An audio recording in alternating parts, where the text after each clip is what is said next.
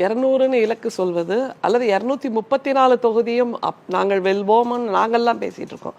நம்முடைய முதல்வர், எங்களுடைய தலைவர் மாண்புமிகு முத்துவேல் கருணாநிதி ஸ்டாலின் அவர்கள் 200 தான் எங்களுக்கான டார்கெட்டை கொடுத்திருக்கார்.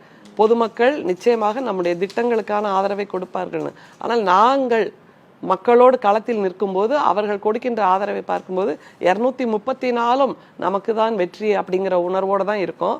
இப்படி இந்த தேர்தலை சந்திப்பதற்கு பிஜேபி காரங்க தான் இந்த மாதிரி வருமானம், பின்பக்க வாசல் வழியாக வருகின்ற வருமானம் அல்லது அதானி கொடுக்கின்ற அந்த தொகையை வைத்து தேர்தலை சந்திப்பார்கள்.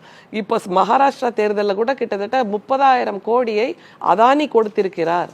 அதானியோட தலைமையில தான் மகாராஷ்டிரா தேர்தலே நடந்தது. ஆனால் தமிழ்நாட்டுக்கு எப்போதும் அப்படி கிடையாது. 67 தேர்தலை சந்தித்த போது கூட யாருமே இந்த மாதிரியான பொதுமக்களுடைய திட்டங்களுக்கு, பொதுமக்களுக்கு கொடுக்கின்ற அந்த வாக்குறுதிகள், பொதுமக்களுக்கு நாம் செய்து காட்டுகின்ற செயல்கள், நாம் எந்த கருத்தியலுக்காக குரல் கொடுக்கிறோம், இதையெல்லாம் பார்த்து தான் பொதுமக்கள் எங்களை தேர்ந்தெடுக்கிறார்கள்ங்கிறத அவருக்கு சொல்லுங்க. திரும்பவும் நான் ஒன்று தான் சொல்ல விரும்புகிறேன். கோடை காலம் இன்னும் வரல, ஆனால் இவருக்கு அதுக்குள்ளேயே முத்தி போச்சு. அப்படி முத்தி போனதுனால தான் அவரை சாட்டையால், ஒரு பஞ்சு சாட்டையால் தன்னை அடிச்சுக்கிட்டாரு.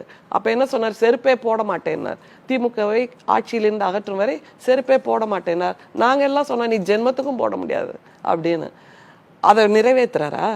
அறுபடை வீட்டுக்கும் பயணம் போவேன்னாரு, போனாரா? இவர் சொல்றது ஒன்று, குடிகாரம் பேச்சு பொழுது விடிஞ்சா போச்சு. அதுதான் நம்முடைய பிஜேபி மாநில, நம்முடையனா நான் எங்களை சேர்த்து சொல்லலை, பிஜேபி மாநில தலைவர் செய்து கொண்டிருக்கிறார்.